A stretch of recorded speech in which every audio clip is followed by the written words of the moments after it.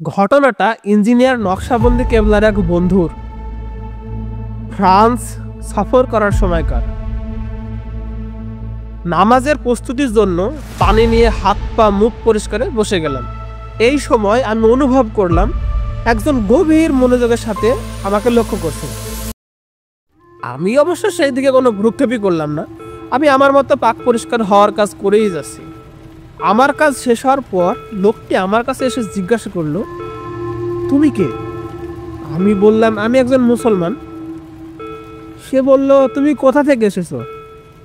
আমি বললাম, পাকিস্তান থেকে। সে বলল, তোমাদের দেশে কয়টি মানসিক হাসপাতাল আছে?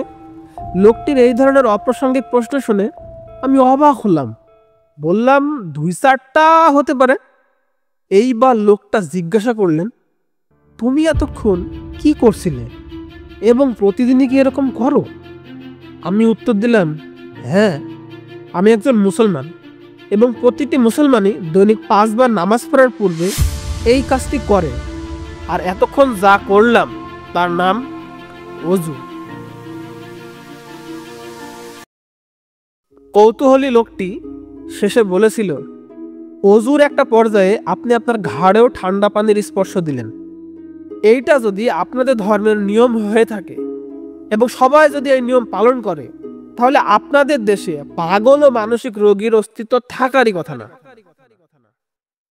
কথাটা আজও মনে আছে এবং আল্লাহর কাছে শুকরিয়া আদায় করি, আলহামদুলিল্লাহ। আসলে লোকটি ছিল একজন মানসিক হাসপাতালের সার্জন। তিনি দীর্ঘদিন যাবৎ গবেষণা করেছেন মানুষ কেন পাগল হয়।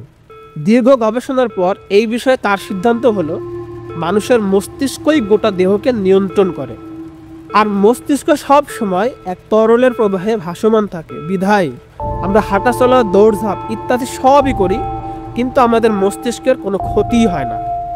কিন্তু মস্তিষ্ক যদি স্থির ও জমাট কোনো পদার্থ হতো, তবে এতদিনে তা ভেঙে চুরমার হয়ে যেত। তাই আল্লাহ পাক মস্তিষ্ককে তরলের মধ্যে রেখেছেন। এই মস্তিষ্ক থেকে কিছু বিদ্যুৎবাহী সূক্ষ্ম শিরা আমাদের ঘাড়ের পেছন থেকে শুরু করে সমস্ত দেহে জালের মতো ছড়িয়ে গেছে। আর এই শিরার মধ্য হতে এক বা একাধিক শিরার মাধ্যমে কখনো হাত নড়াচড়া করে, কখনো চোখ বা কখনো পা। ভাবনার বিষয় এখানেই যে ওযুর মধ্যেকার একটা আমল মাথা মাসিও করা। মাসিও করার একটা অংশ ঘাড়ে পানি স্পর্শ করা। তাতেই এত বড় উপকারিতা লুকিয়ে আছে, তাহলে বাকিগুলোতে আরো কত নিয়ামত লুকিয়ে আছে আল্লাহই ভালো জানে। আল্লাহই সর্বোত্তম জ্ঞানী। তবে বিজ্ঞান মহলের উন্নতির ফলে কিছু গুণাগুণ বর্তমানে আল্লাহর রহমতে আমরা দেখতেই পাচ্ছি। যেমন ধরুন, কনুই পর্যন্ত হাত ধোয়া। যান্ত্রিক সভ্যতার এই কর্মব্যস্ত যুগে মানুষের পক্ষে এক দণ্ড অবকাশ থাকার সুযোগ নাই। কলকারখানা, অফিস আদালত, হোটেল, রেস্তোরাঁ ইত্যাদিতে মানুষকে 2 হাতে নানা প্রকার কাজ করতে হয়। ফলে মানুষের হাতে নানাবিধ কেমিক্যাল, রাসায়নিক উপাদান, বহুবিধ রোগ জীবাণু ও ময়লা জড়িয়ে যাচ্ছে। এই সকল উপাদান আমাদের শরীরে প্রবেশ করলে কি হতে পারে তা তো একবার আমরা একটু ধারণা করলেই বুঝতে পারছি।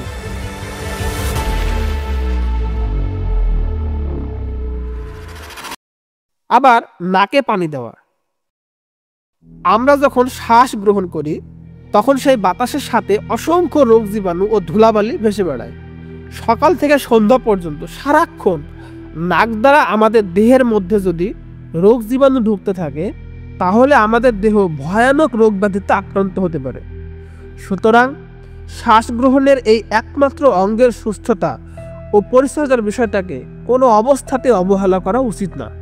গলার সুস্থ স্বর তৈরির পেছনে এই নাকের গুরুত্ব অনেক। নাকের উপরে সামান্য একটু চাপ দিয়ে আওয়াজ করলেই বুঝতে পারবেন নাকের গুরুত্ব কতখানি। মানুষ প্রতিদিন গড়ে প্রায় 500 ঘনফুট বাতাস গ্রহণ করে। দেহের ভেতর রক্ত চলাচল করতে যে খাঁটি অক্সিজেন দরকার হয়, সেই কাজটি ফুসফুস করে। তবে ফুসফুসে বাতাস পৌঁছানোর পূর্বে নাক সেই বাতাসকে পরিচ্ছন্ন, আর্দ্র, উষ্ণ ও দেহের জন্য উপকারী করে দেয়। কারণ ফুসফুসের জন্য বাতাসের আর্দ্রতা শতকরা 80% এবং উষ্ণতা 90 ফারেনহাইট হতে হবে। এমন বাতাস আপনি কোথায় পাবেন? তবে আল্লাহর কুদরতে দেখুন, নাক এসির মতো কাজ করে।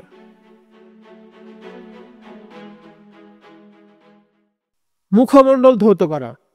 স্বাস্থ্য ও সৌন্দর্য বিশেষজ্ঞরা এই বিষয়ে একমত যে মুখের যাবতীয় প্রসাধনী যেমন স্নো, পাউডার, ক্রিম, লোশন ইত্যাদি সবই চেহারার জন্য ক্ষতিকারক এবং চেহারার স্বাভাবিক সৌন্দর্য ও কোমলীয়তা নষ্ট করে দেয়। তাদের মন্তব্য অনুযায়ী লাবণ্যতা বৃদ্ধির জন্য প্রতিদিন অন্তত কয়েকবার পানি দিয়ে চেহারা পরিষ্কার করা জরুরি। আমেরিকান সৌন্দর্য বিষয়ক সংস্থা কাউন্সিল ফর বিউটি এর সদস্য লেডি হিসার এক চাঞ্চল্যকর তথ্য দিয়েছেন।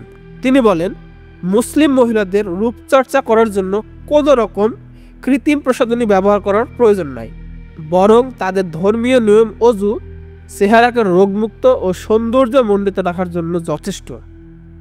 এছাড়াও অজুর সময় 3 বার মুখ ধোয়ার কারণে প্রতিদিন অজুর ওসিলায় অন্তত 5 বার চেহারা ম্যাসেজ করা হয় যাতে চেহারার রক্ত সঞ্চালন স্বাভাবিক থাকে।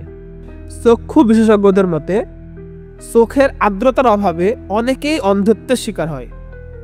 আধুনিক সময় আমরা অনেক বেশি সময় যাবৎ মনিটরের আলোর সামনে থাকি। এই মনিটরের আলোর কারণে চোখ শুকিয়ে যায় এবং শুরু হয় নানান ধরনের চোখের সমস্যা।